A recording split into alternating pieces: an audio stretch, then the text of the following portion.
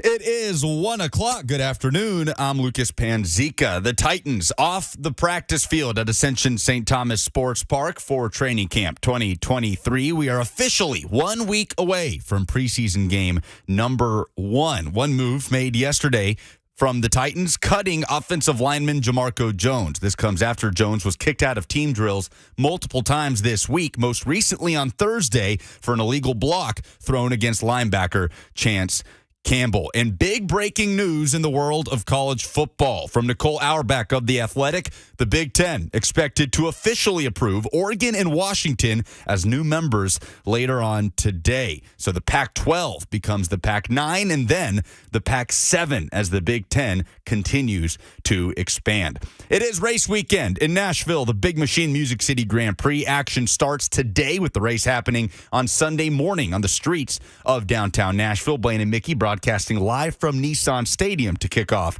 the race weekend festivities. And Nashville Soccer Club travels to FC Cincinnati tonight. It's a Leagues Cup round of 32 matchup. Winner go home as Nashville looks to advance to the round of 16. Kickoff is at 7 p.m. You can hear the call right here on The Zone. For all your foundation repair and waterproofing needs, visit USSTN.com. Breaking news at once on your home for the Titans and Vols. This is 104.5 The Zone.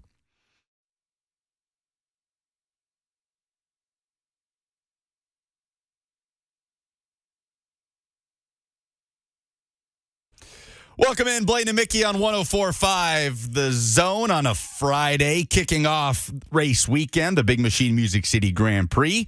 Set to get rolling, the Titans off the practice field, playing it out in the elements today at Ascension St. Thomas Sports Park. I'm Lucas Panzica. Blaine and Mickey be with you shortly out at Nissan Stadium. It's race weekend. This is one of my favorite weekends of the year. They're going to talk Titans. Buck Reising coming up to join them at 1:45. And then, of course, call your shot at 2:45. Bet we get a few shouts for Joseph Newgarden, the hometown man, to win the Big Machine Music City Grand Prix. Do that on the way out. But for right now, massive breaking news in the world of college football. Again, I read it at the top of the hour update. Nicole Auerbach, the Big Ten expected to officially approve Oregon and Washington as new members later on today. Sources tell The Athletic. Nicole adds it'll be interesting to see what the revenue share ends up looking like. Expectation has been that Oregon and Washington could come in even as low as 50%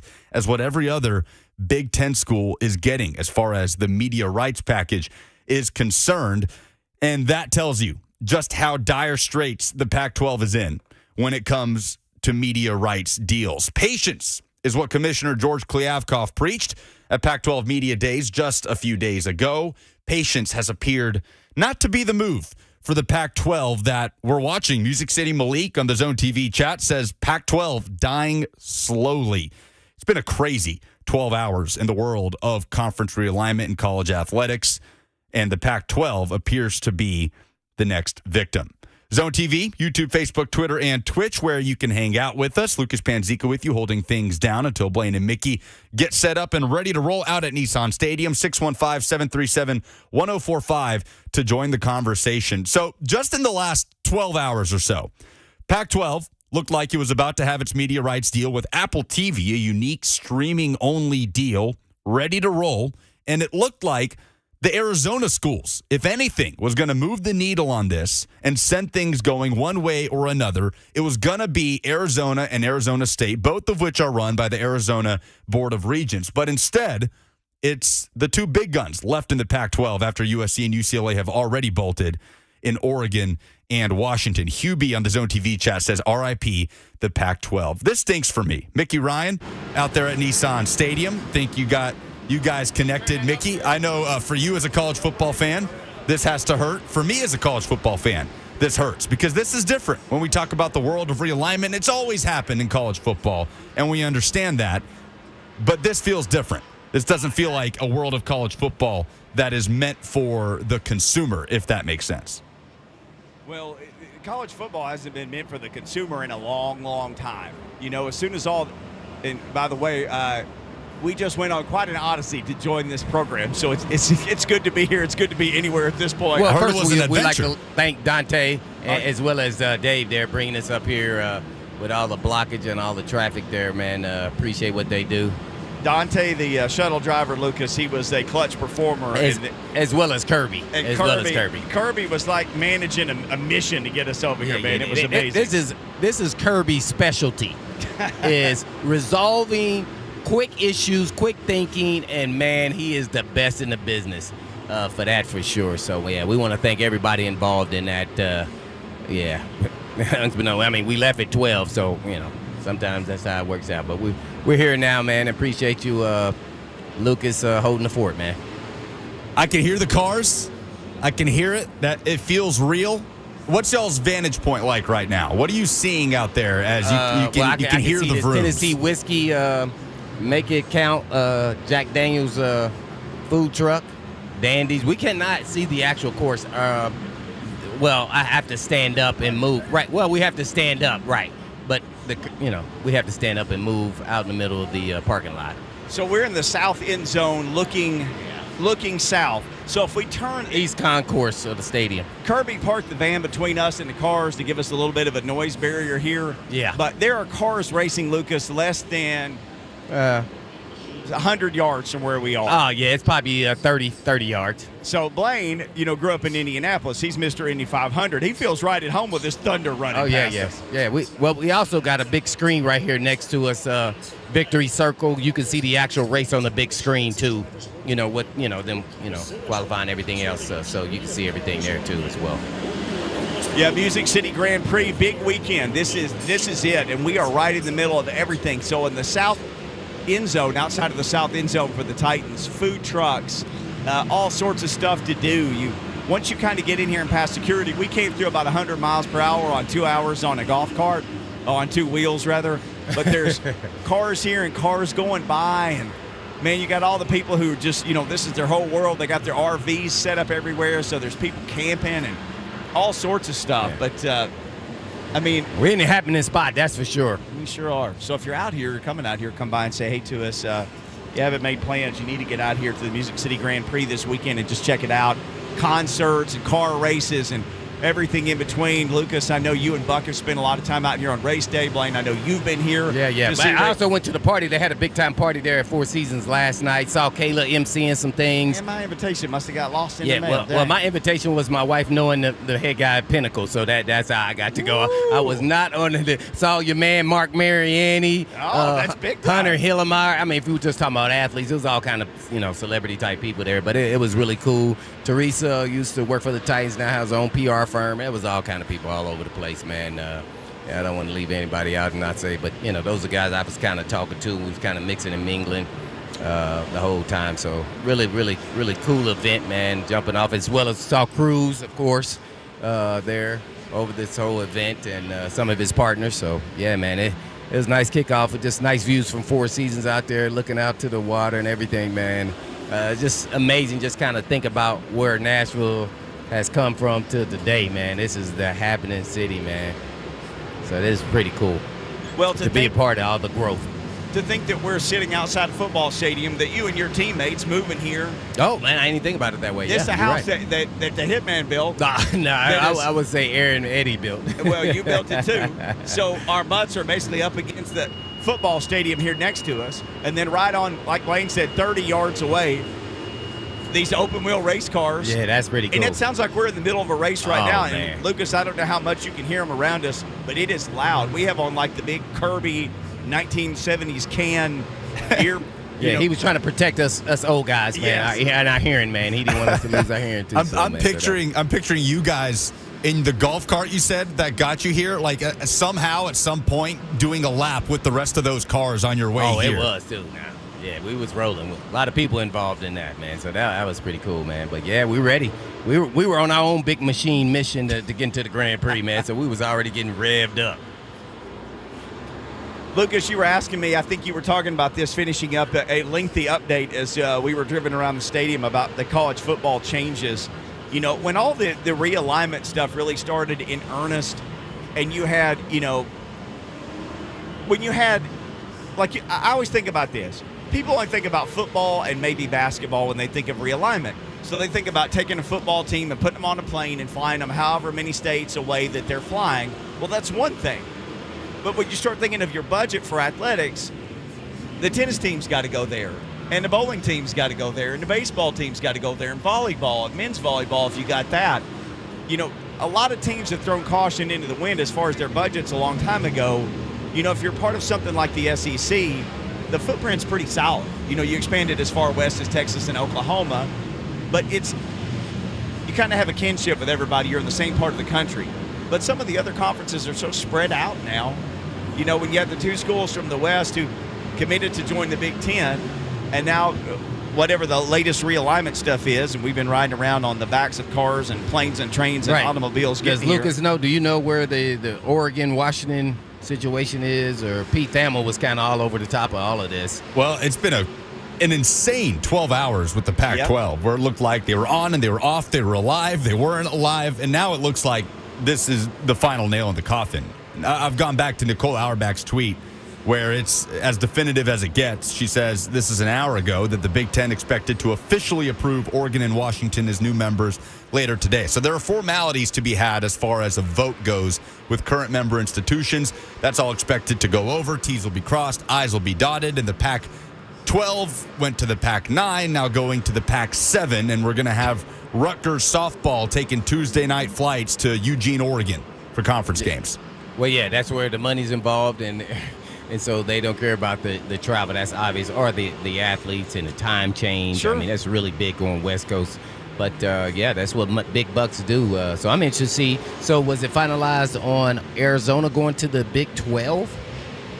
I haven't seen anything from Arizona. The Board of Regents has been meeting recently. The Board of Regents of Arizona that operates both Arizona and Arizona State. Those are being talked about as the big chess pieces on determining the future of the Pac-12. And then it turns out it's actually Oregon and Washington that looks to be putting the nail in the coffin. So don't know what the future of Arizona and Arizona State is, but stands to reason that the Big 12 would be the next move for them, because the Big 12 has kind of put their fist down on the table and said, we are not dying with this. And Brett Yormark, the commissioner of the Big 12, has been an aggressor despite losing their two marquee programs in Texas and OU. But, guys, for me, this is what details just how bad of a situation the Pac-12 was in, that Oregon and Washington are going to the Big Ten, and according to Nicole Auerbach, are going to take a revenue share that could come in as low as 50% as what every other school in the Big Ten is getting. That's how bad it got for the Pac-12 and their lack of an ability to find a media rights deal that worked for all those schools. When would this go into effect? And then would that be the entire contract or the length of the TV deal with the Big Ten? And then when that re-ups, would they then get a bigger piece of the pie? I mean, we may not know those details yet, but and how many teams does that put in the Big Ten now? Because I'm trying to compare them to 18. the SEC. So 18, including these two. That's it. So the SEC got what would you do there, Mickey? I mean, Lucas, as far as and Mickey, if you're the SEC, if you see that the Big Ten has two more players than you do as far as schools, do you then expand? I mean, Florida State acts like they want out. I'm going to Florida State and Clemson so fast it makes your head spin. If I'm Greg I Sankey. like it. What do you think, Lucas? I guess so, but that grant of rights with the ACC is not a favorable deal for those schools. It's significantly lower than what the SEC and Big Ten have, but that's for another decade plus. Yeah. Wow. And there's been reports of a collection of schools, the Clemsons, the FSUs of the ACC, that are exploring ways to get out of that grant of rights, but I don't know if there is a way to do that. And I don't think the SEC is in a spot where they have to have Clemson and FSU, because you're looking at having to buy those schools out of their grant of rights. And I don't think the SEC needs to do that. I believe Greg Sankey when he says, in so many words, we're good. We're okay right now. Well, my thing is to them, if you can get out, there's a spot for you. We ain't buying you out. Right. Well, what I'm getting at is the TV deals, have them do it, and then how Sure. they're affiliated. The ACC's affiliated with the ESPN, right? What's their conference? Yeah. So I'm interested to see how that kind of overlaps, because eventually money pushes things in the right direction, and they got the big dollars and they're the TV dollars, and they'll find a way. If it's meant to be to happen now, it will happen. I mean, even if that's projected out a year or two down the road. And Blaine's right about ESPN or the television networks. If they want it done, it's going to get done. It's going to happen. They need. Who's the guy that does the timeshares? He gets everybody out, advertises on the station. Oh, I don't know. They need that guy to get him out of that ACC grant of rights. If he can get you out of a timeshare, there's no way he can't get Florida State and Clemson out of that deal. Well, since Kirby got us here today on time, pretty much, I think they should ask Kirby too as well. All right, I know we got to take a break. Buck Reising is going to join us later this hour. We'll talk about some Titans wet practice. We'll continue to let you know what's going on in the college world of athletics because it literally is happening. As Lucas said over the last 12 hours, there wasn't going to be a Pac-12. Then there was going to be a Pac-12, and now it doesn't look like there's going to be a Pac-12. What about them Utes? Whoa, we got to talk to Dr. Dyson, our Ute correspondent, on that because I'm sure they probably got the Big 12 on the phone right now. Here's what we got. We got Indy cars on the phone. We are hanging out just outside Nissan Stadium South End Zone while Indy cars drive by ahead of the Music City Grand Prix. We'll be talking about that. We'll be talking Titans. We'll be hanging out for the next hour and 45 minutes with all of you Buck Reising coming up in about 20 minutes or so.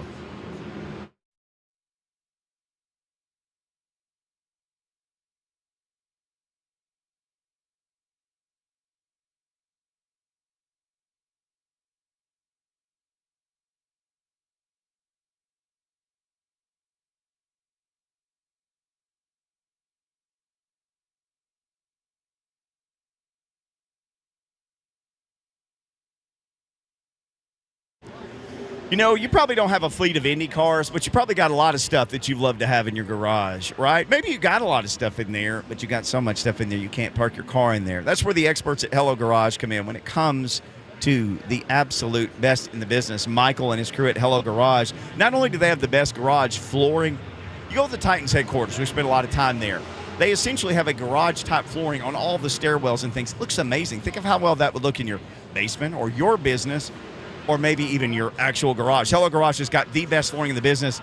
Unbelievable stuff. Unbelievable warranty. It is the only choice for long-term garage-type flooring. They also have storage solutions. So, again, maybe not for your Indy car, but hunting supplies, your sporting goods, right? All your tools. They can get all of that stuff off the floor, off the nails on the walls, and make it an awesome place for you to hang out. So why not just call Hello Garage today, 1-888-59-GARAGE, or go online to HelloGarage.com. Schedule a free estimate today and get your dream garage with Hello Garage.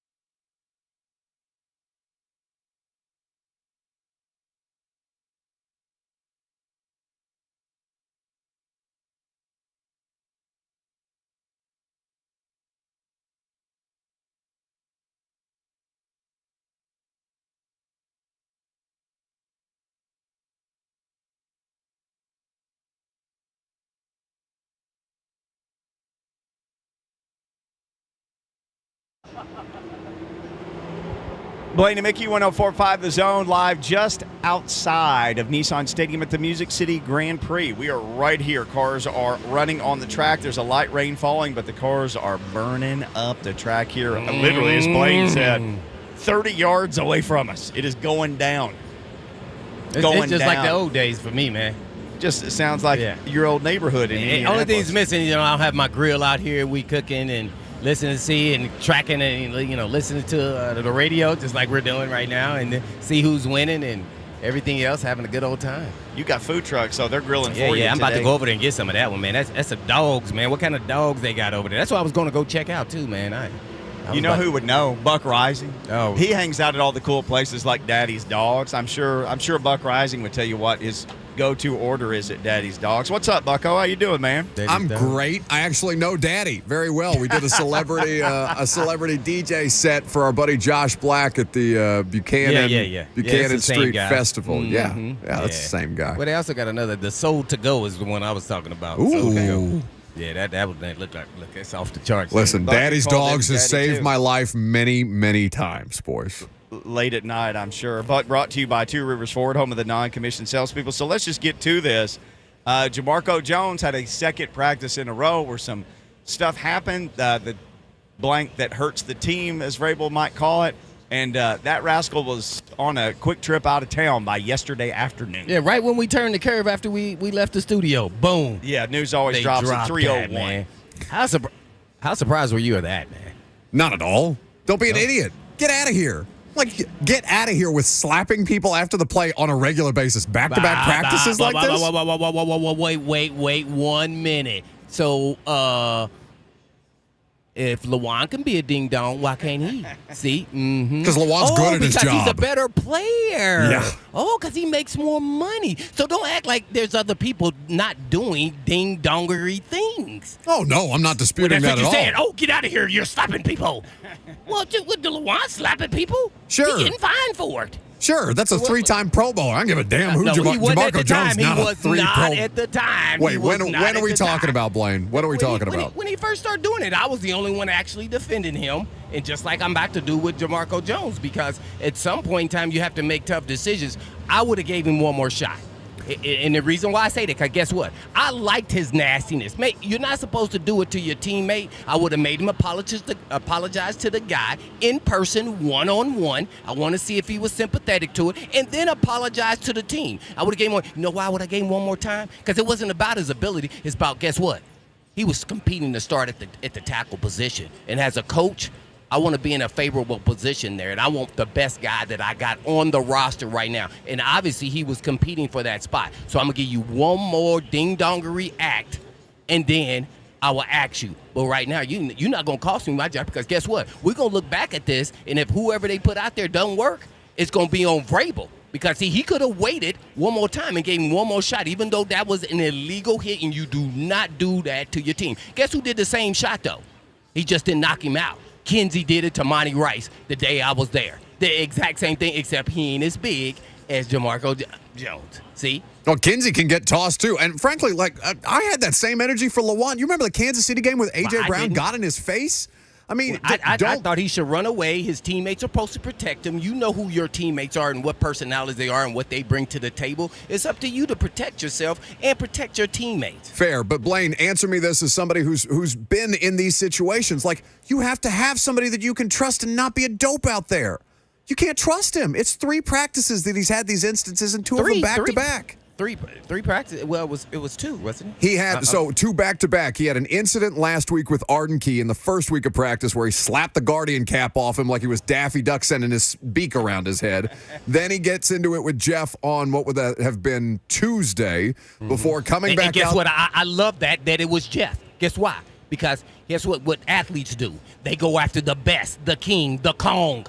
They say, I want to see what I do against them, and I'm not backing down. No, sure, but Chance Campbell is not Jeff Simmons, and you out there illegal crackback blocking. No, I didn't say. I said when he went after Simmons. Sure. I didn't say this incident. I'm following along with your itinerary here on your list, and so that's what I'm saying. And so he's pissed off for greatness. Guess what? We got to get that under control. I would have gave him one more shot if it was me. I know it was a crazy hit. And I probably would have had him running the whole practice. I'm not giving him a break and go inside and go in the sand pit. No, man, run, or I'm gonna make your teammates do push-ups. I would have gave him one more shot. I'm sorry, I would have. I respect your position on that. I just think that if you're Mike Vrabel and you've consistently, they tried to get him opportunities last year, Blaine, which is when he got it. You talk about Lawan being a ding dong, like he got into it with Lawan before he ended up tearing his biceps and being done for the season. Like they gave him the opportunity to win the job last year after Dylan Radins couldn't. Right, but he got injured though. And that's fair, but this man had a 2-year contract with this team and did not play a single snap. This if the is what most famous thing like that I know about Jamarco the Jones is media that here, though, everybody always wants to side with the guy because they give him grace because they're great players. See, I'm a coach, and the coach's mind is you want the same standard for everybody, or you lose respect. See, that's how I look at it. As much as I hate that he hit him like that, I'm gonna give him one more shot. I am. Because there's something about that in football, not the real world, that can be advantageous to you and your team and can be contagious to your offensive line, who hasn't shown that they got a mean gritter and nastiness to them that you think your offensive line should have. See, that's the part that's going to be missed. You could say you don't like him and he's a dope as your words you chose, but nah, guess what? I want that dope on my side. And guess what? That dope the gonna coaching staff told him they didn't. They told him get the hell out of here. They don't want him on their side. Just because coaches make bad decisions all the time. Sure. You act like they're perfect. No, I'm not saying it's a good decision or a bad decision, but it's not just a media thing. The coaching staff is the one who told him to get the hell out of town. We're not talking about the media. I'm saying they always side with what the decision was instead of giving their actual opinion. My opinion it's like is when a coach gets fired, then everybody comes out with all this stuff about the coach. Well, then when it was going on, why didn't you say something? No, well, I think we've had that energy for Jamarco Jones. Like, we have no power to cut that man. I don't think that he's good enough to be doing that out there. Chris Hubbard is out there. He is consistently he was competing available. To start, so obviously, Buck, he's got something. He was competing to start. Sure. We're not talking about he was third string. So what are you talking about? He can't play. No, I'm not saying that he can't play. I'm saying that he can't practice because he can't keep himself in the practice. If Chris Hubbard is getting these first-team reps anyway, because this dude's getting tossed, then he's not benefiting from what they need them to have. Hubbard was getting the first-team reps, and he was getting the 2 reps? Hubbard was getting the first-team reps after Jamarco got tossed. Jamarco didn't return to practice. Well, okay, right. Well, Hubbard is not in this situation. We're talking about DeMarco Jones. I understand, Blaine. What I'm saying is Jamarco Jones being a part of this equation isn't as impactful as he needs to be if he can't get through a practice because he keeps getting tossed. The reason that Hubbard keeps getting those reps is because Jamarco can't get through a practice. How many practices have they had, Buck? Today, I think, was 7. How many practices did he get thrown out? 3. So he got thrown out 3? 3 of 7. 2. I thought just 2. No, he got sent away when him and Arden got into it. Oh, I didn't know this Arden Key incident. This is the first I heard of it. So give me details on that. Him and Arden Key got into it after a play. Jamarco went after him after the whistle. He slapped the Guardian cap around his head, and then Mike Vrabel tossed him. That's the first I've heard of it. Nobody's talked about that but you. The only time they've said he's gotten thrown out of practice are the Simmons and then this issue. Okay, well, I'll go back and look at my notes, but I remember them getting into it and him leaving practice. Maybe not for an entire practice, Blaine. I'll go back and look just to make sure that I'm accurate in that. But I do remember him having to sit out for a period of time after that altercation. Yeah. I don't, hey, man. Yeah, we could call him a ding-dong all day, but I play with some dudes way worse than that. And I know it's a different era, different time, but Brad Hopkins to Runyon to Fred Miller. You talking about hitting your own teammates after the whistle. These dudes was doing this at practice. Oh, and we didn't have a Jeff Simmons. So let's just say Josh Evans was having a great day. The late, great Josh Evans, effort guy all day long. Do you know what an offensive lineman would do? They would look at each other and be like, hey, man, you high and I low. And you get him from that side, I get him from this side. So he'll stop all this craziness. See? So then guess what? That created an environment and a culture of we are nasty. So, hey, you can say what you want to say, different era, different time, but there's some part of that they actually need. See? So if he could curtail it, that's why I said I would have gave him one more shot. If you can curtail it, everybody has to go through their own little spurt. I don't know what he got going on with him personally. No. I have no idea. But that's just me, though. No, Moving on. Breaking sports news on 104.5 The Zone. Offensive tackle Mickey Ryan has been signed. Alvin practice Kamara squad. has gotten his ruling from the NFL. He'll be suspended 3 games for his Yes! involvement in a fight outside The a Titans will Las not be Vegas playing him. nightclub. So he will not be available for the Titans' Week 1 game in New Orleans. New Orleans. we're going to have some stuff to talk on the Lee Company countdown to kickoff, aren't we, now with Kamara out? Yeah, I wanted that to happen so bad. Hate it. Yeah, appreciate that, Roger. I even texted him, told the sheriff, hey man, make sure he missed at least 1 game, okay? Blaine said, appreciate that, Raj. I love it. Buck Reising, our guest, as we sift through this breaking news about Alvin Kamara. Before we get to that, though, let's talk about the right tackle position for a little bit longer. So Hubbard has been getting the majority of those snaps, obviously taking advantage of the time where he is on the field and Jamarco Jones isn't.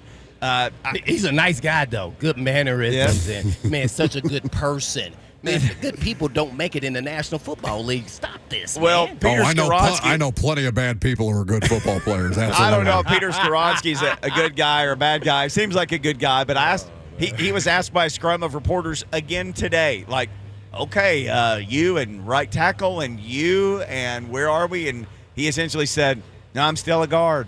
I'm well-rounded. I'll do whatever they ask me, but the plan remains for me at guard, so I'll ask you, Buck. And then Mike Vrabel, after practice, essentially said, we'll look at other guys now, of course, or whatever the exact quote was, but what's the next steps at right tackle then? So and Mickey, you were out there as well talking to assistant coaches. I don't know if you made it over to the guy they call Haas, Jason Hoteling, the new offensive line coach. Yeah.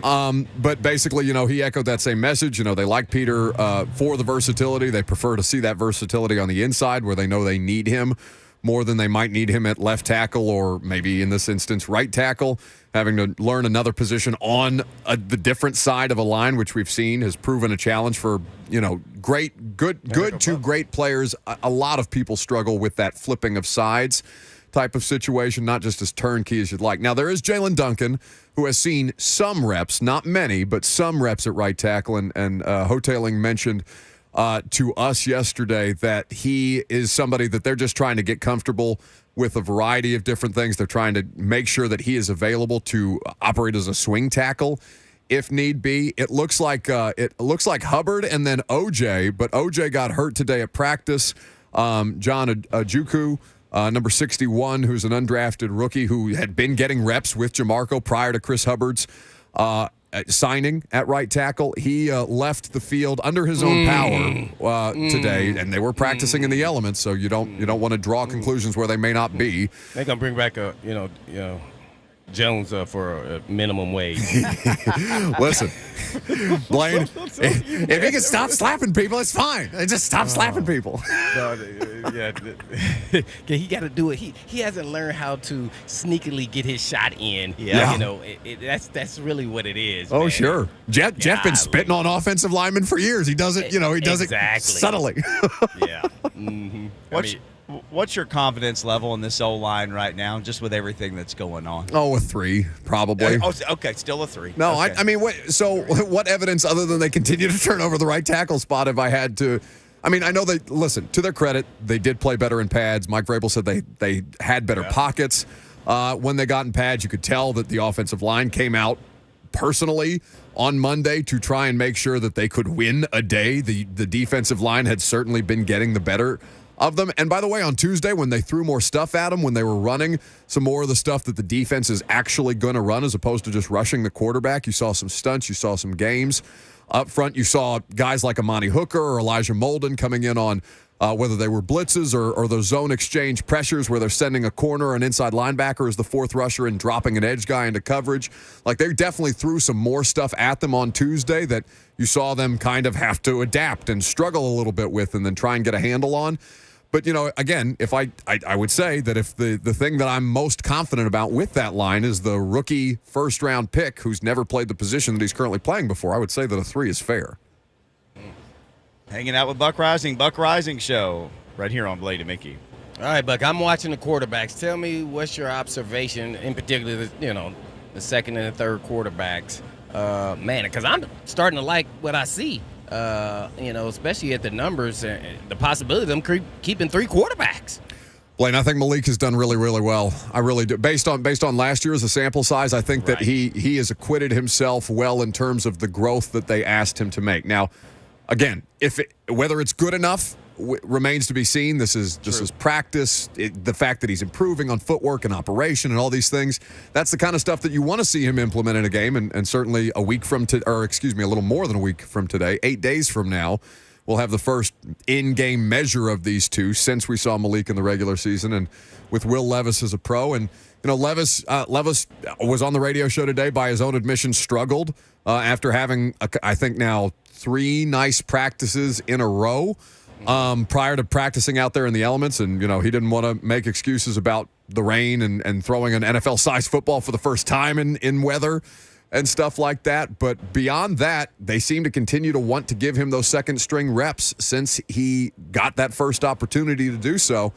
And I know they're looking for throws for these guys wherever they can find them, but I think it's worth monitoring where Will Levis is right now and how often he continues to run with the twos. The thing that I'm most curious about with Levis, and I'm sure you guys have seen this or talked about this in the last couple of days, is him working on his touch and his recognition as to when he needs to rip it into a spot versus when he needs to take a little gas off and try and layer the throw in there. He continues to throw those ones that he's layering short, which I assume is him just trying to gauge his feel. You've seen some spectacular plays made on underthrown balls by Chig or by Trayshawn Harris, the undrafted rookie wide receiver. Had a really nice one on an underthrown pass from Levis in the last week, but that is something worth monitoring, his recognition of when he needs to gun it and when he needs to layer it, and how often his coaching staff is continuing to correct him on those mistakes. That's been my biggest developmental observation from Levis to this point. Great stuff on the quarterbacks here from Buck Reising, from the Buck Reising Show. I guess I wanted to ask you, and maybe a little unfair question because of 2 different positions, but between Burks and Willis, or anybody else you want to put on there from the last year's draft class, who has improved the most? Now, I didn't say who's going to have the most impact. Who has improved the most from last year? Oh, it's Traylon by a mile. I mean, we talked to Rob Moore yesterday. Mickey, I don't know if you were over there for that when he said it's night and day different. Oh, okay. Yeah. And that's from his receivers coach. That's a quote. Honestly, night and day difference is what Rob Moore said to us. So, we see it. He's out there elevating himself. The conditioning is not an issue. The asthma is not an issue. I know Teron and I did a podcast earlier in the week where TD said he talked to Traylon after the first week of practice when him and Hopkins are out there making one-handed grabs and diving catches and all these different things. And Traylon told him basically, you don't like to see another man make a play like that without trying to match it or better it. So that level of intensity, I think, is coming through really in the wide receiver competition, which has been as much fun to watch as any position group, I think, at this point. I think the coverage has been really good. Even in one-on-ones, I think that Christian Fulton has done really well against some of these opportunities that are obviously skewed for the offense. But, I don't think there's any disputing that there's a couple of guys who have taken nice steps, but Traylon from year to date, that there's not a more different human being in terms of the way that he's able to do his job than that guy. All right, real quick before we let you go, 5 receivers going to make the roster. Way too early prediction. 5 or 6 receivers who make it. Okay, let's go Burks, Hopkins, Phillips, Moore, NWI, and I'll stick with 5. Those guys are now some of those guys may nothing. make the practice squad though. Yeah. But okay. Yeah, no, they still need a backup for Phillips, right? So if like Kinsey gets cut and ends up on the practice squad, I won't be surprised. You can't spell practice squad without Mason Kinsey. Hey, listen, at least your wide receiver core is in a better spot where it's not Cody Hollister and Mason Kinsey. It's just Mason Kinsey at this stage. What about Dow and Jackson and Roberson? And My number 6 right now is Roberson. yeah. He's up there killing the deep balls, right? Well, and here's the thing. Rhett and Teron and I were talking about this. The idea that Chris Moore is out there playing gunner on special teams, like that's taking a job from a younger dude, a 7th-round pick who can try McMath, right? McMath, another one. I think that Chris Moore being that active on special teams as a 30-year-old journeyman is not a good sign for those bottom of the roster dudes. That's true. Buck, you're always top of the roster, man. Good Thank you stuff for the on the time. Titans. Good stuff. Enjoy your weekend, my friend. Always man. a pleasure, boys. The one and only Buck Reising. All right, we come back. We'll hear from the one and only Mike Vrabel. What did he say? He was asked, what was the tipping point on cutting Jamarco Jones? He went Barthon. He talked about the team. We'll put it at that. Come on back. You can hear what he said next.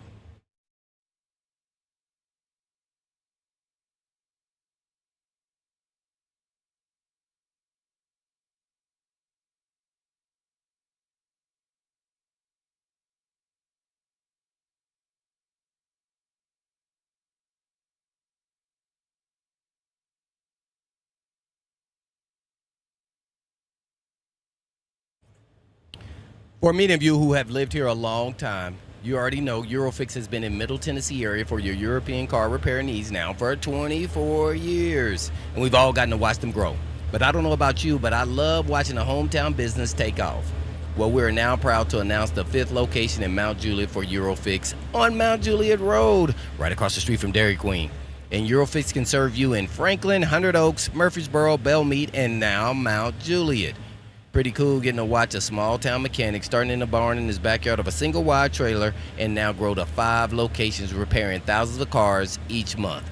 And at Eurofix, you get a 3-year nationwide warranty and a free loaner car with every repair appointment.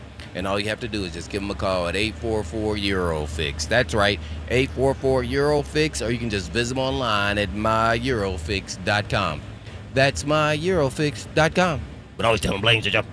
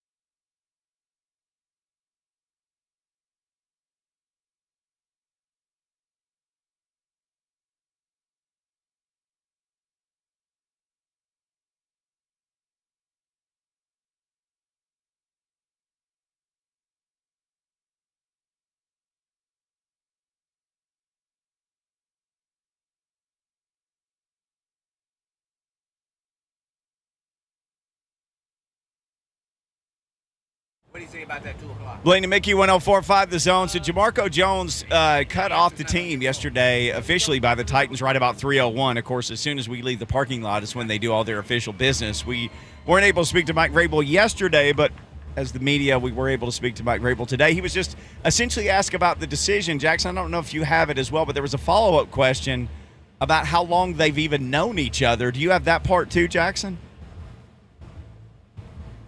All right, play the first part. Play what you got, then I'll follow up the second part from memory. This is Mike Vrabel on why he cut Jamarco Jones. Yeah, I think I'm going to leave it at this, that we all have a responsibility to the team. I think my job is to protect the team. I think the player's job is to find a way onto that team. And so we always are going to hold the team in high regard and make sure that everything we do and how we carry ourselves is in the best interest of the team. So that was simple, and he got asked about Jones because they go back to Vrabel's days at Ohio State. Someone followed up with a question and said, you've known him since he was a teenager. Did that make it harder? And Vrabel essentially took a breath and said, it's never hard to protect the team. So that's the end of it for Jamarco Jones. Blaine, we asked Skoronski again today, so any news on you being a tackle? He said, no, I'm still a guard. So, I mean, is it as simple as it's Hubbard's job until he loses it or until somebody gets cut somewhere that they like to take a look at, or what do you think happens next? Oh, I have no idea. I've seen Hubbard, but I know he's had some injury issues over the last couple of years. And so I don't know if that's a done deal as much as are you a little concerned with if him staying healthy. Yeah. Yeah, this is a tough call. That's why I would have given Jamarco Jones one more shot, but that's me. So since the decision was made, I think it's going to be tough, to find someone to put in that spot that's not in camp. And now that we've had some other injuries at the position, by the way, even though they were free agents, they are good players and they were competing. He mentioned their names earlier in this competition. OJ is one of them, right? Yeah, Ojukwu, who Buck Reising said he saw him go off early today. So that's why I would have done it. I mean, here's why I look at it that way. I want to explain myself a little bit. It's like you have brothers, all right? And you get in a fight and you told both of them, we're not having this. Again, don't be fighting. And guess what? They do it again. Mm-hmm. Whether whose fault is not. And I saw that. So, granted, this is a little different than a fight. He blindside hit somebody and actually tried to annihilate him, which is a little bit different. That's why I said I would have had him personally apologize to the player one-on-one and then to the team. Now, if he didn't want to do that or didn't sound apologetic, I don't know the kid. I'm not around him, but I'm just looking from outside in. Just because, guess why? I don't want to be, as a coach, sitting in this situation that I'm in right now. Now somebody's gone down literally the next day after I cut this guy. Yeah. So now I'm down to probably really one guy competing with a veteran guy who's had a history of starting, stopping, injured, and then playing. So he'll be motivated. So, yeah, it probably is his spot until it's not. So for me, I think it's a tough call. He says he's protecting the team, and that's the job of the coach. But, I'm just from a different era, and that stuff was happening all the time. As I mentioned, Kinsey did the same thing to Monty Rice one of the days I was there. It's just that Kinsey is not big, and he couldn't annihilate Monty Rice. And Monty Rice went and said something to him, and they had a pushing. So it was the same exact thing, except Jones swallowed him. So it was, you're not supposed to do that to your teammate. That's kind of like a built-in deal. You're supposed to do a drive-by, run-by, nudge, or, you're not supposed to do that. I mean, honestly. So it's justified what he did. It's just that from a coach's perspective, I'm also looking at, hey, I need a tackle, and right now he's competing for that job.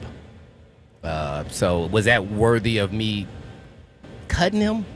Like, there's things that's been way worse and guys get away with it. And what I get to when I was talking to Buck is that it's all because, what round you went in and what you're projected to be. But see, I don't do that. I hold everybody to the same standard. So they're all the same, just like I backed Lawan when everybody else was saying he was a knucklehead. No, I said no, he needs to, get past this. They need that nastiness, and they need his players to help him in games to make sure he doesn't do those things.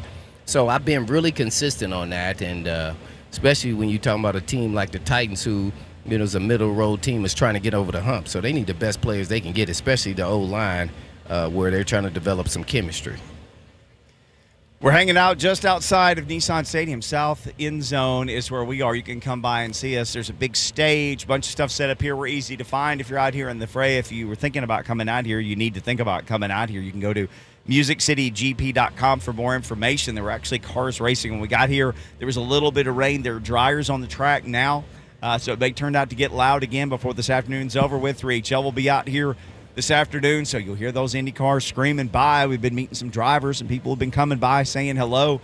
So we'd love to say hello to you, and if you don't have any plans for the weekend, concerts, racing, all in downtown Nashville, this is the kind of thing you need to find yourself taking part in. Again, MusicCityGP.com for more information. Hour number 2 of the show coming up. We will call our shot in hour number 2. I'm going to call the top receiver in yardage for the preseason. I'm going to tell you who it is. Also going to tell you who will have the most total yards rushing and receiving for the Titans. I'm telling you now, I'm previewing my called shot. Okay. So top receiving yards, I already know who that's going to be. Also, top total yards rushing and receiving. Maybe even throwing a little bit like all-purpose Eric Metcalf, where he returns a kick or two as well. I'll tell you who's going to do all that. So we'll call our shot coming up in hour number 2. I think we got a race-related interview coming up. Oh, yeah, JT. In the second hour, so you don't want to... 220. Okay, you don't want to go anywhere. Headlines next, including as Lucas Panzica joined us, the Pac-12 was, and then it wasn't, and then it was, and it's now isn't. And what happened to Titans practice today? We'll get all that next. They're going Ursay. Yeah.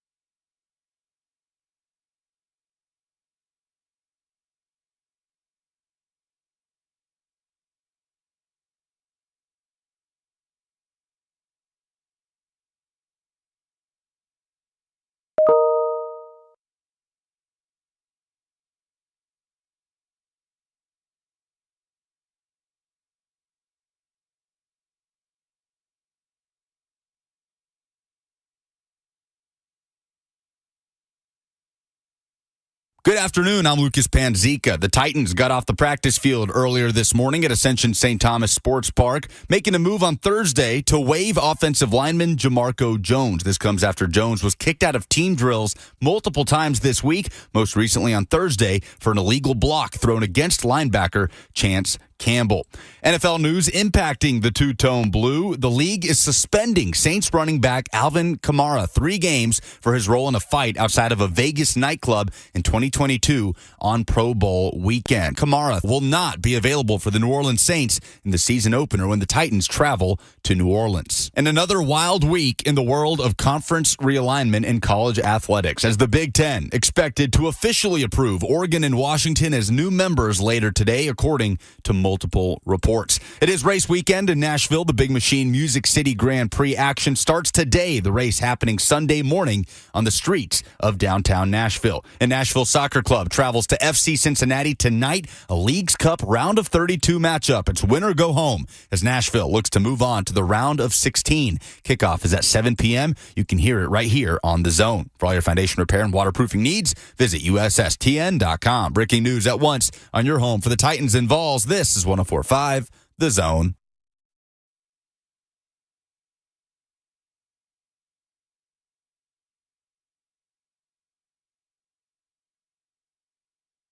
Looking like that's the guy we saw, and that ain't him. Blaine and Mickey, 104.5 The Zone. What's up, everybody? Happy hour 2 of Friday to you. You can hear the sounds of engines roaring behind us because we're literally just feet from the track. Not great placement by Kirby, but there are cars just roaring right past us here. So you'll hear those in the background as we are hanging out at the site of the Music City Grand Prix. It is here again. Man, there are people getting around, and there are cars racing around. It's a fantastic scene. You want more information, MusicCityGP.com, the Big Machine Music City Grand Prix. It is a fantastic celebration of speed and sound, and there's nothing in the world like it. So if you're looking for something to do, well, at any point at all this weekend, this is the spot. Get down here, bring your crew, bring your family. Just leave everybody behind and come by yourself and enjoy it. Fantastic stuff. The streets of Nashville turned into an open-wheel racing experience unlike anywhere else. They race over a bridge here. It is absolutely fantastic. Again, MusicCityGP.com for more information about this Big Machine Music City Grand Prix. Lots going on in the sports world. Of course, as we finished yesterday, the Titans cut Jamarco Jones officially. That happened right as we finished our show. Cut off the team, not part of things. Chris Hubbard obviously taking the snaps with the ones, splitting those. Big dose of Chris Hubbard today, taking snaps with the ones at right tackle. Blaine, it was a wet day. They practiced outside all day today. There was no lightning, so they practiced in the rain. It's interesting catching up with some guys after practice. Talked to Phillips, and Phillips said he needed a Phillip gas station to catch those balls. he did not, but he essentially said, not the greatest day for me. A lot of them seem to get away from a lot of us. I will say this, and I didn't make many notes because my notebook got so soaked that the pages were sticking together, but I wrote the word drops a lot. Kyle Phillips, not necessarily a great day for him, although I watched him catch punts later. He didn't have any problem at all catching the wet punt ball. But He used his body. he was, well, yeah, you know, that's not your hands. Yeah, like you that's not said, your hand, that's a whole different thing. You're creating a pocket for the ball, but looked like they did a pretty good job securing the punts, securing the ball. I think Rhett Bryan got a bigger look. They did some one-on-ones with offensive and defensive linemen. I tried to watch the skill guys today, though, in the rain. I wanted to see how they respond. Phillips was an interesting guy, though. He got asked by one of the reporters after practice, how much experience have you had with this? He said, I'm in California, man, almost none. Said, maybe I've practiced or played in the rain twice in my life before today. That's crazy, isn't it? And it's an interesting thing because you and I were talking about this as we spent an hour and 15 minutes trying to get here, and we had plenty of time to catch up with each other. And the question is, like, boy, if you ever wanted to get work with a wet ball and wet field in the rain, here was God giving you natural practice elements today. But at the same time, like, everybody's got, I guess, one groin and, like, multiple hamstrings and, like, things that could snap if your legs got all crazy in the rain. That's kind of an interesting decision to say, we're going to stay out here all day in the rain. And they did. Yeah, they did, and they stayed healthy. I would have loved somebody asked him, what went into that decision of staying outside, because you are going to be out in the elements. Yeah. So there's going to be times, but is this the time that you want to kind of practice that? because you don't want somebody slip and then all of a sudden, boom, dang, ACL to another major player in your starting unit on either side of the ball. But worked out for the best. So I always love to understand and have conversations with coaches how they make those kind of decisions. Because to me, I would have went right back in the bubble. Bobby, because they have so many players in training camp, he's like, hey, if we can stay out here, why not? Let's see what we can do. There's going to be times when we play in this.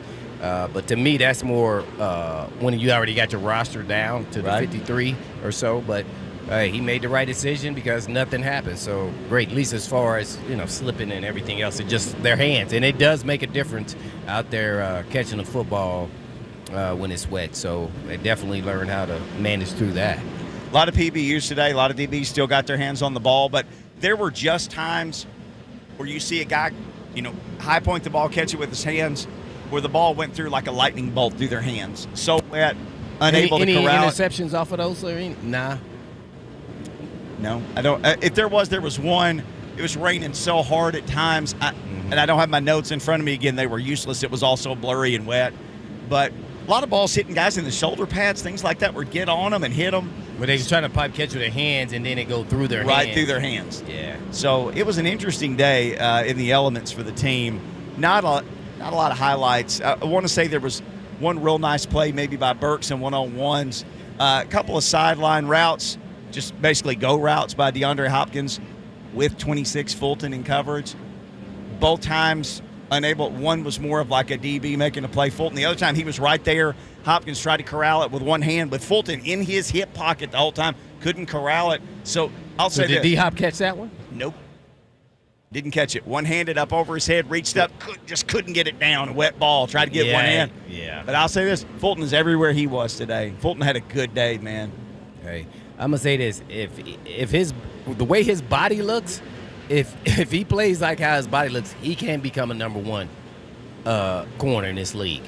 Because he has the skills. He does have some snafus and concentration throughout his career, because I remember this one time at home, I was a little perturbed because it wasn't supposed to happen. It was on a deep third. He just like deep third, and he didn't see the guy crossing from the other side of the field. And I'm like, oh, man, come on. Then it was another deep ball. We just blew his assignment. He didn't get beat. Yeah, right. Yeah, he was just, kind of, I got nothing to do over here. Yeah, that. Garden grass. Right, garden grass. I cannot stand that. I know. You know why? Because coaches used to say that to me. I know. You garden that grass, boys. It's wide open, though. You need to go find somebody. So, that's where I get it from. All my coaches being coached up on that. So, you're my coach. I learned that from you. Yeah, so, but he's a heck of a talent. He stays healthy, man.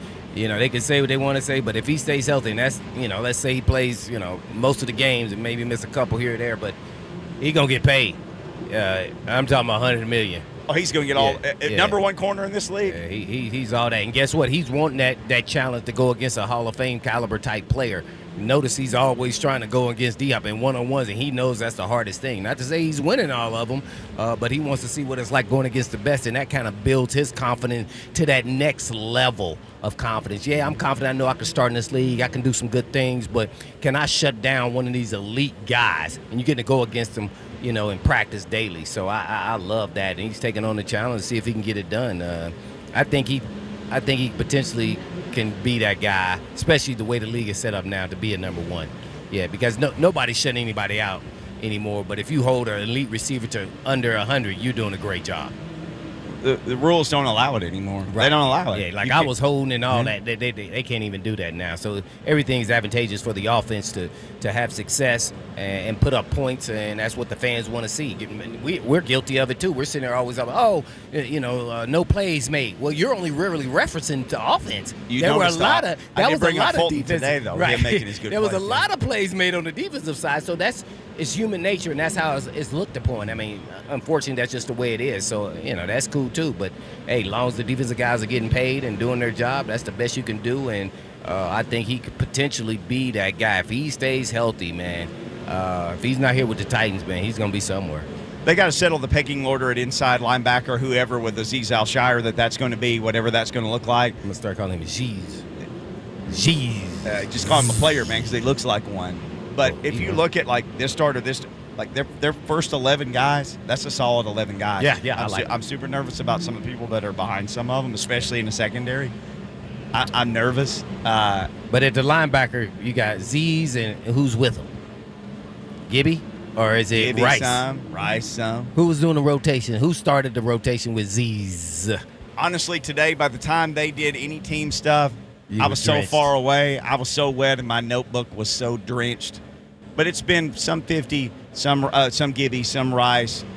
Chance Campbell was in on the play where he got hit. Where he got ear all hole. shy or so hot. Yeah. Although that was with the twos because Sivan was playing quarterback. So Okay. so there you go on that. 11 for 11 though, and they got some depth on the defensive line. Oh, yeah. I wonder who the number 4 guy will be at outside linebacker. But the first 3, like Rashad Weaver's the third guy. That's a good third guy. It's a good third guy. Quality depth piece. So we all we know is Arden Key's been practicing well, and he's a vocal guy. He has a chance to be a good player in the system. We've seen that Harold Landry, when he was 100%, not only because you were talking the other day, he developed more moves to get to the quarterback. So he worked on his pass rush game. But the other thing is his pursuit. If he gets blocked out of a play, he doesn't give up. He makes a lot of plays down the field, which a lot of those guys at outside linebacker, it seems like, well, I didn't get the sack. I'm going to kind of Chill out. rest my legs for the next play. No, he runs all over the field getting people. Talking about Key? No, I'm talking about Harold Landry. Oh, no. Nobody's going to – his effort is off the charts. Yeah. Yeah, so, I'm interested to see if Key can be the same way. And I went and watched some film on Key last year, and you brought this up, and you're absolutely right, is he did a lot of damage on the inside, too, playing at the D tackle in passing situations. And, I mean, he got to the quarterback. I mean, quick. And his length with long It's the arms, shortest distance, you know. he was chopping and ripping and doing all these different moves. And even if he didn't get the sack, he hit the quarterback. I know the quarterback is like, dang, how did you get back here so fast? Did we even touch you? Yeah, he was looking really good because, the way he's looking at practice, like, man, I should know more about this kid. And I think he's now starting to come into his own, really, now kind of solidifying who he really is with his weight and all the different moves he's doing. So I'm interested to see how much impact he has with Autry and Simmons and Landry, man. That could be a fascinating, and I'm talking about throwing the football. And we already know Big Jeff by himself can stop the run. The defense is going to be all right. The first 11, I completely agree.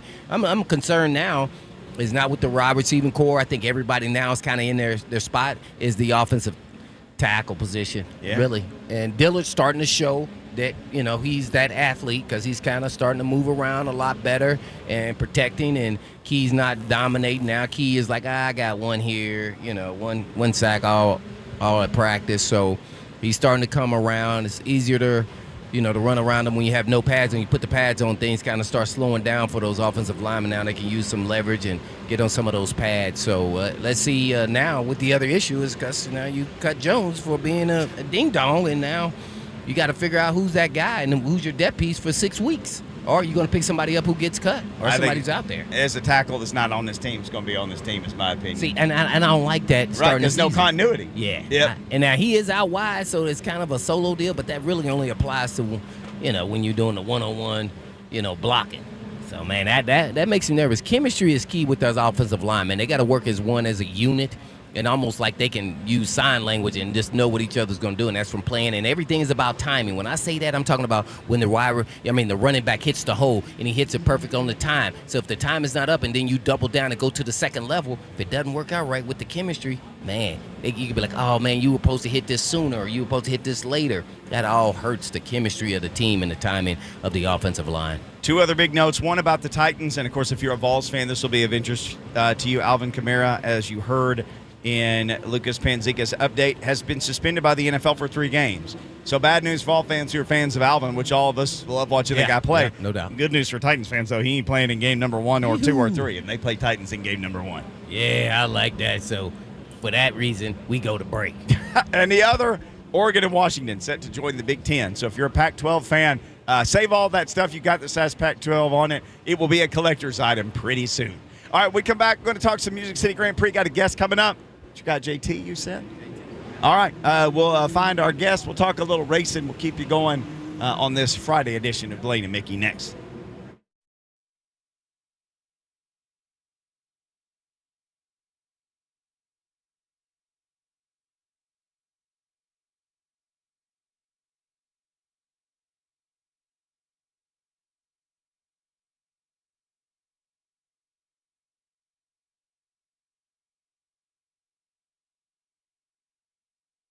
For many of you who have lived here a long time, you already know Eurofix has been in Middle Tennessee area for your European car repair needs now for 24 years. And we've all gotten to watch them grow.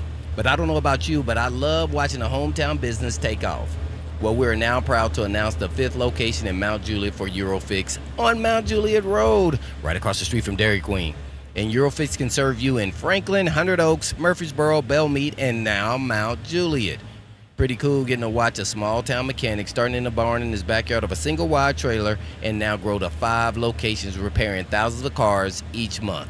And at Eurofix, you get a 3-year nationwide warranty and a free loaner car with every repair appointment. And all you have to do is just give them a call at 844-EUROFIX. That's right, 844-EUROFIX, or you can just visit them online at myEurofix.com. That's myEurofix.com. But always tell them Blaine's a joke.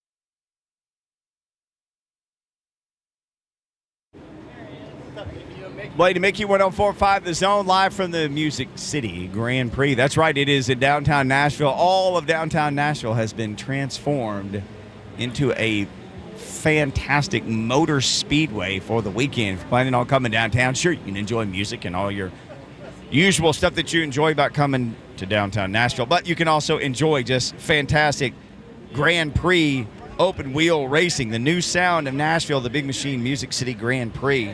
Got our guy Jason Rittenberry set to join us here just momentarily, president and CEO of the Music City Grand Prix. No Titans media tomorrow. I believe they have the day off Sunday, so we'll all be back in the Titans business again on Monday as they hit the Titans practice field to have a game next weekend, Saturday. You can hear that here on The Zone. But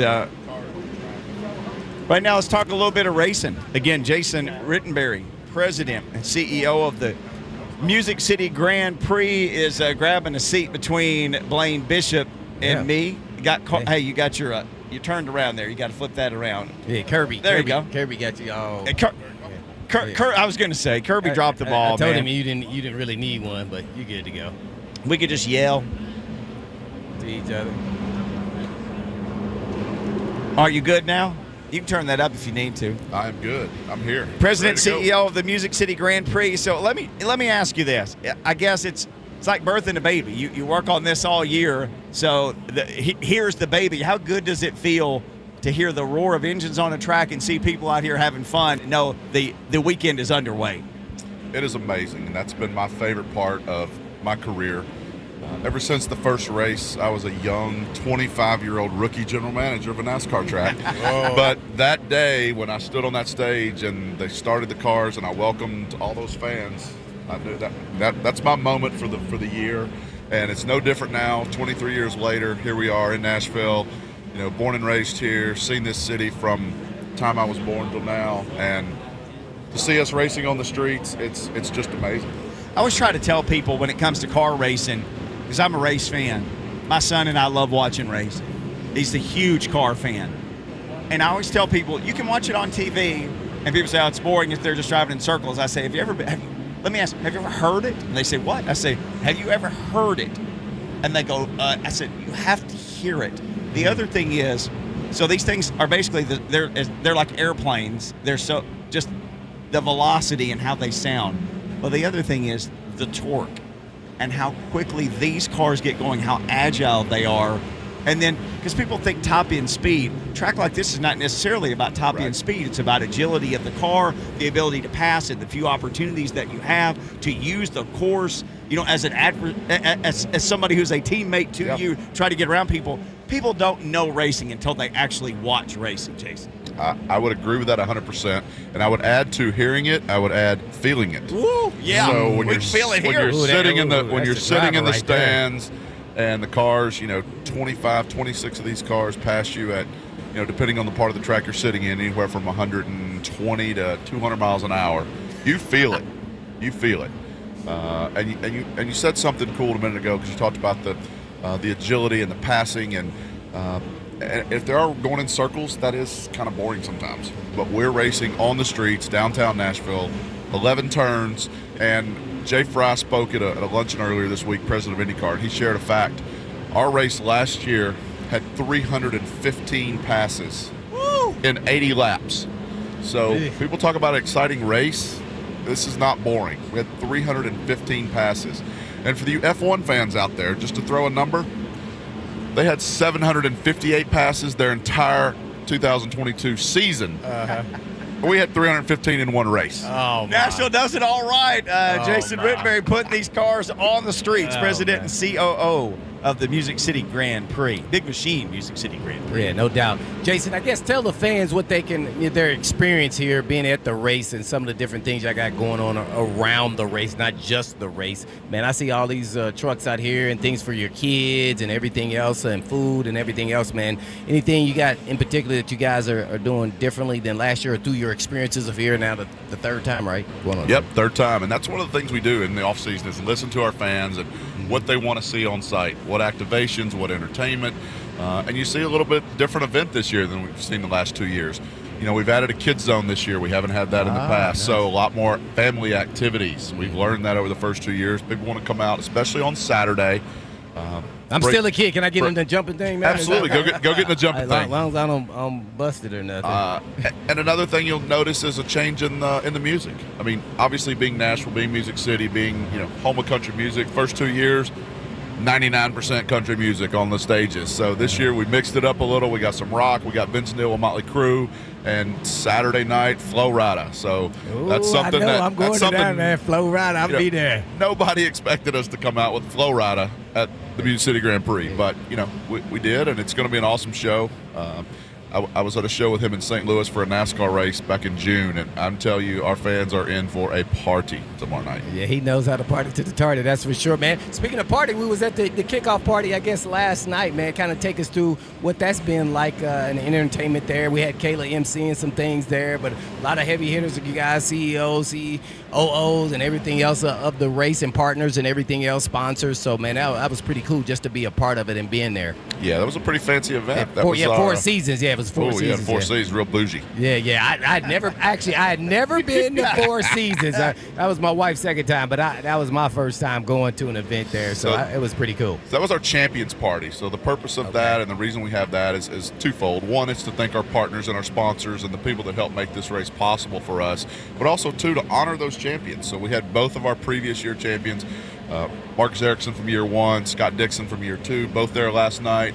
I was able to toast those guys and celebrate with everybody in the room, and it was it was a fun event. That's really cool. So let's talk about the race, not today, but the one maybe next year is going to be doing in Broadway. Y'all redirected some things. What's going on? I know that's partly because of the Titans maybe building the stadium or something. Yeah, I don't know. I don't know if that was the reason, but I don't even know when they're starting that process, so I have no idea. Well, it gave us an excuse to race down Broadway. So, man. So you've been wanting to do that for a long time. I think you have, man. Being a hometown guy, man. If we're racing in Nashville, who doesn't want to race down Broadway? Man.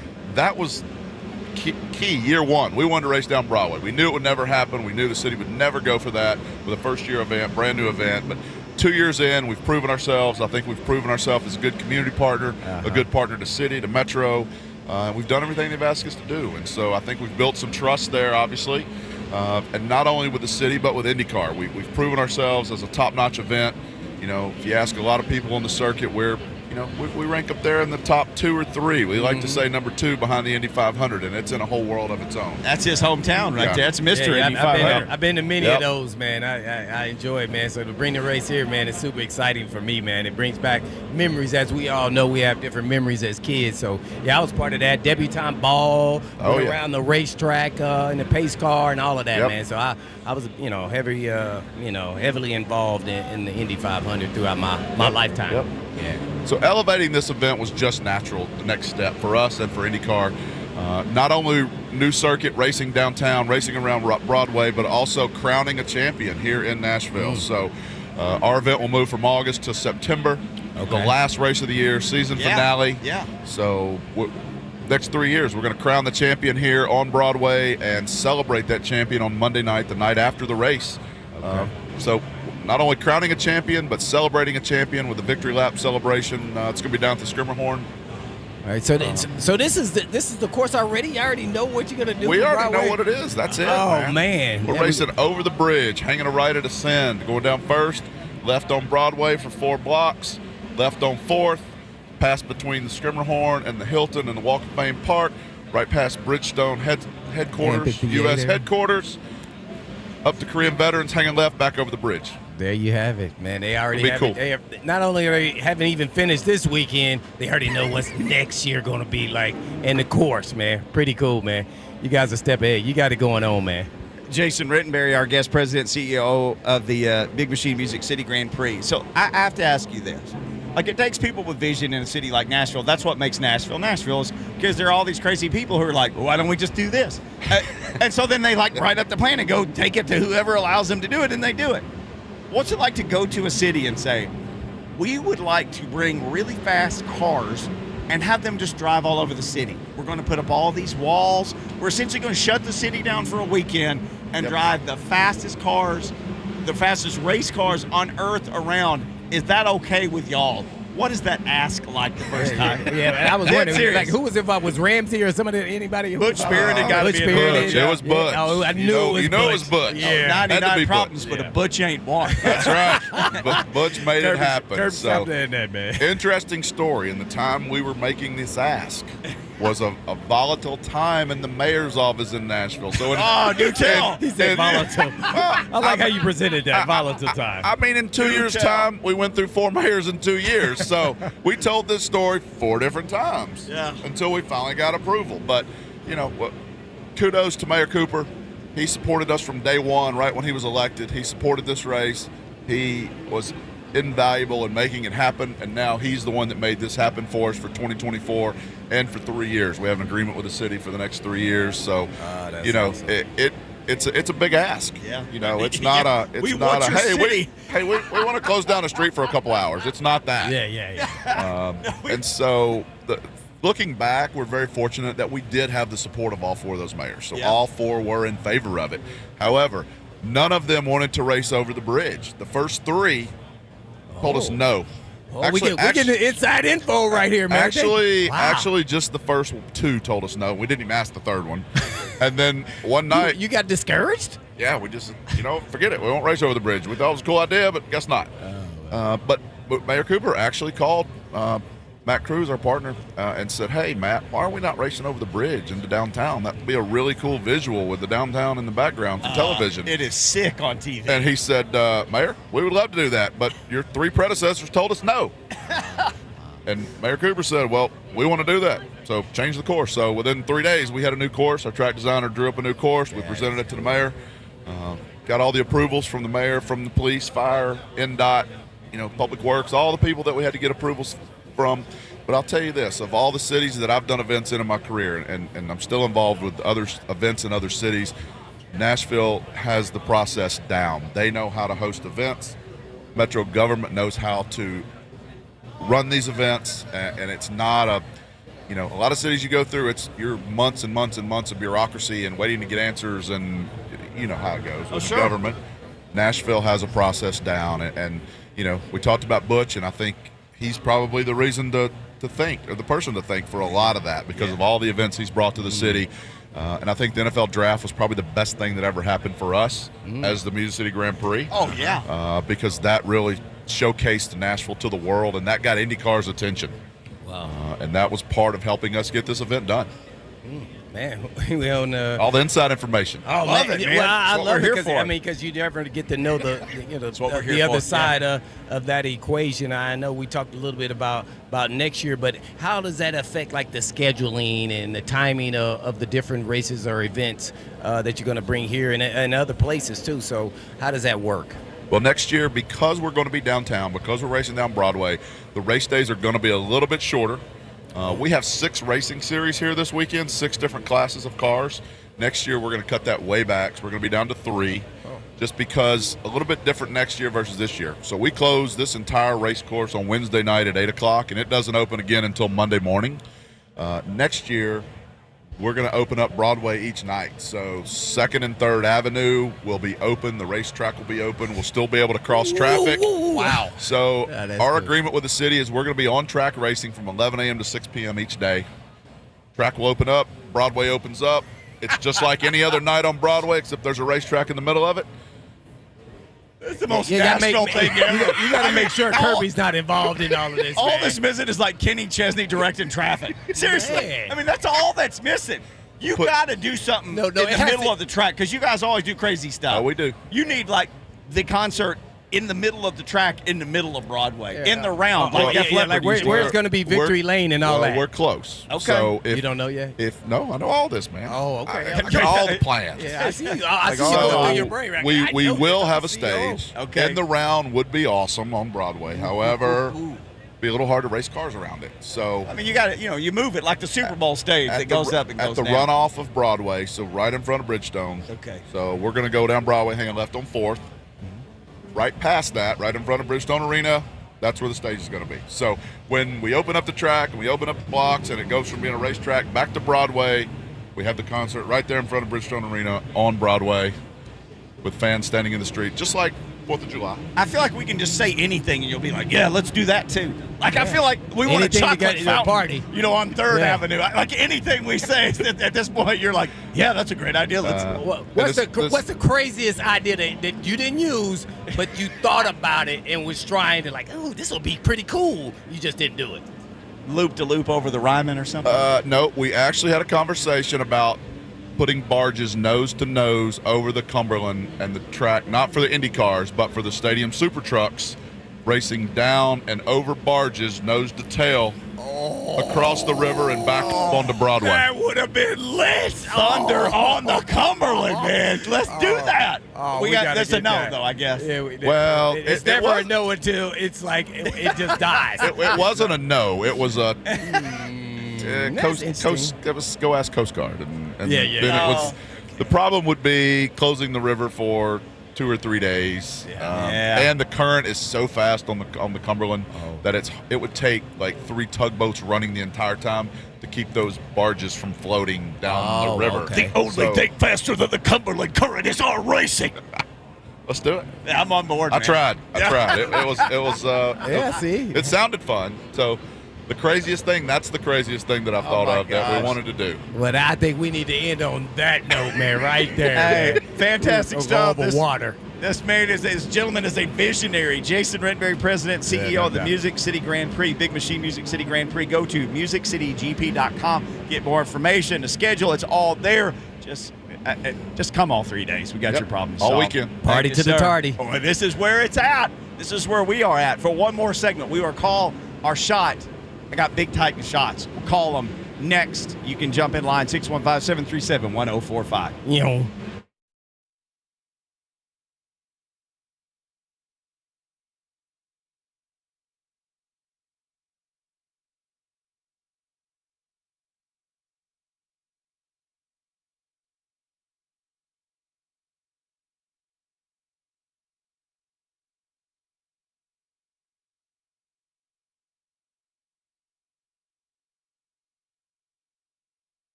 Okay, school may be coming back into session, but there's no sign of cooler temps coming back this entire session anytime soon.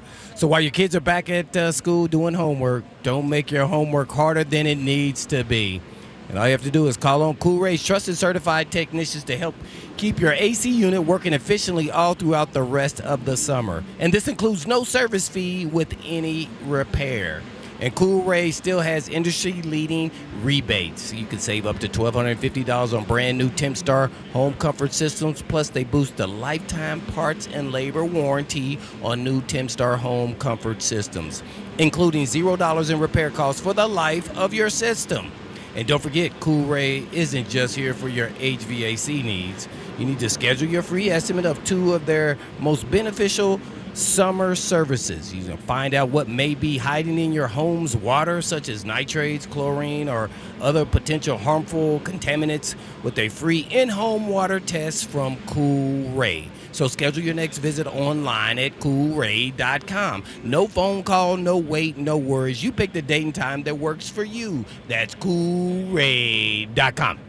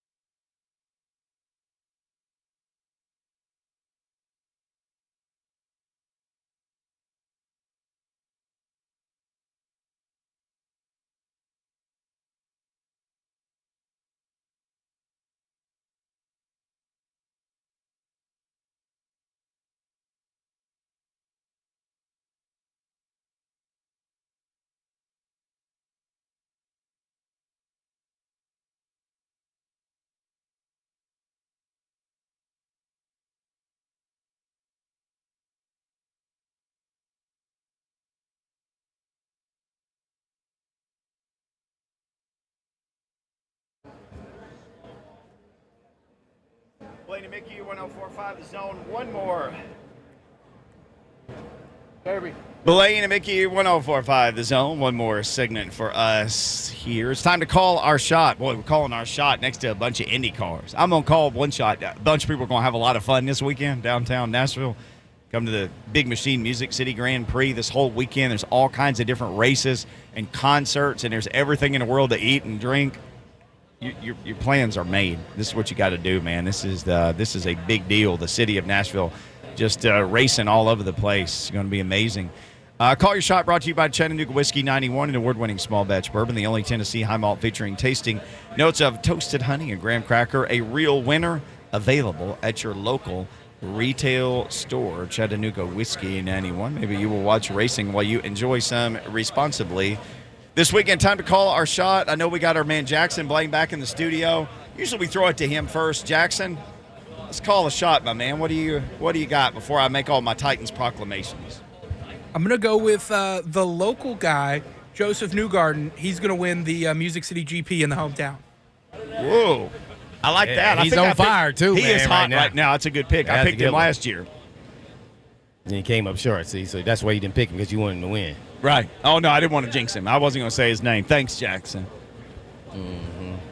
We got Joseph, Kirby, CJ on site. We got to get shot calls for everybody here, by the way. If you want to jump in, you got a couple more minutes, 615-737-1045. That'll get you on the line to call a shot, courtesy of Chattanooga Whiskey. CJ, you can call yours, then Joseph, and then we'll make Kirby call one, too. All right, so I know we've all been watching a lot of the videos and the commentary and all the reporting coming out from Titans camp, and everybody is making a big deal about Will Levis stacking good days of practice. But next Saturday, when the first preseason game hits in Chicago, it will be Malik Willis getting the start, and I say he goes 2 touchdowns through the air and 1 through the ground. 3-touchdown day for Will Levis against the Bears. For Malik Willis. Sorry. Oh, you're going with the number 2 guy right now, Malik Willis. Kirby, you ready to call a shot? You got a shot for this weekend? Then we'll get our man Joseph in. City's going to be busy. City's going to be hot. A lot of stuff going on. I'll be playing golf. These guys will be racing cars. The football will apparently be on the road a couple of days. Oh, and by the way, the new thing in sports is stacking days as opposed to consecutive practices. I stand corrected. Wow, what a real effort that Kirby put into that. Just a bunch of. We refer to my son saying stuff like that as diarrhea of the mouth, where a bunch of stuff just comes out. Yeah. Word vomit. 55 games left for the Atlanta Braves. Ronald Acuna Jr. Listen, Ronald Acuna Jr. is 15 home runs away from a 40-40 season. Dang. Only, 4 people have ever done it in MLB history. Ronald Acuna will get to 40-40, and he will win MVP. He's already got 50 steals, just needs 15 home runs. MVP, 40-40 season, Ronald Acuna Jr. Book it. Nice. And I will have to buy my son one of his City Connect jerseys, which that attempt was made. We went to the Battery, Blaine, which I know you used to live in ATL. Yeah. It's ridiculous. It's like baseball, like somebody was like, let's make a baseball city, and then we'll just call it the Battery, and the Braves will play here. I'm a Cardinals guy. You know, I love Ballpark Village. I love downtown St. Louis. Battery was done right, man. It's amazing. They did that deal right. Blaine Bishop, your shot. Man, got there, amigo. This was going to go way down the road. But, you know, and when I say that, it won't happen until next year. But I'm going to say it because it's appropriate. We haven't even mentioned the Hall of Fame game last night between the Jets and the Browns, right? Nobody's talking about it, right? When they talk about the Hall of Fame guys, DeMarcus Ware, he got inducted. He sang the national anthem, too, by the way. I was a little nervous on a couple parts there, but he fought through it and did okay. I remain nervous about it. You're very he was kind. just okay. I'd love to have a poll what you thought about that, but let's don't. My prediction is that K.S. Bud Adams, Amy Adams, will be walking on that field at the Hall of Fame game next year because her dad is going to be put in the NFL Football Hall of Fame. It should be no question. I don't know why it hasn't happened already, but that will happen next year. So we'll be talking about it at this same time next year, since the Hall of Fame game and all the inductees there and half the guys I played against. But, yeah, that will happen. It's absolutely criminal that Bud Adams isn't in the Hall of Fame. I don't even understand the whole process. If really. Ralph Why Wilson Yeah. and Lamar Lamar Hunt get the love, Yeah. he was right there in the room. Yeah. He was right there with him. Without him, that would basically you could say without him there wouldn't have been any merger, right? No, you can say that because without him, there's no AFL. Without AFL, there's no merger. Yeah. And if there's no AFL, there's no Joe Namath or there's. I mean, you can name all these guys, Bobby Bell from Kansas City, and just all these iconic people who came out of that league, and And so I'm stunned that I don't even know if he's even been on the list. I'm sure he's been on the list, but at some point that's going to happen, and I think it's going to happen next year. Well, I hope the people, certainly a guy like John McClain has some push. You would hope him covering the Oilers for as long as he did, and even those who cover the Oilers here. Right. A And the Titans. concentrated And the effort to Titans, get him in, 100%, because Bud Adams was at day one until the day he left this earth. His focus was the Houston Oilers and then the Tennessee Titans. Yeah. So Amy Adams Strunk and Kenneth and crew, they all will be walking on that field, and they will not be singing the national anthem. Well, I'm going to tell you something. To see that, because we know them. Yeah. I mean, like that's people that And guess we know. what? I've never been to the Hall of Fame. Will be going. Oh. And what's this? I'm going to be riding with Amy and AJ. I'm a beggar, I'll pay her instead of the flight. That'd be pretty cool, wouldn't it? Not a lot of Titans representation. Only Bruce Matthews in the Hall of Fame. So, really? No. Well, of this, we have like full time. Brazil. Yeah. But like Boom. Titan wise though. No. But besides, and Matthews was an original Oiler and Titan at the end. But yeah. So it'd be very cool to see Amy and Kenneth and the Adams family up there representing KS Bud Adams, because he belongs there. It's more than beyond time. Yeah. And it's going to be cool for them to see it. I just wish you could have seen it. Here's mine on the way out, Jackson. I know maybe you're playing the music. It's loud here. Reggie Roberson will lead this team in receiving yards. He's a deep threat. In preseason. Preseason. Gotcha. He's going to get some chunks, but he's also shown the ability to get open in short spaces. So he's a long in guy, but he does have some quickness. So I think he'll have a couple of big plays, stack up some yards for him, 140 or 50. Well, he's been doing it in practice, right? He's been doing it in practice. And the number 2s and 3s know him. They're comfortable throwing the ball to him, and that's going to be throwing the ball, is the 2s and the 3s. The other one, Jonathan Ward, is going to lead the team in total yards. He's my camp crush.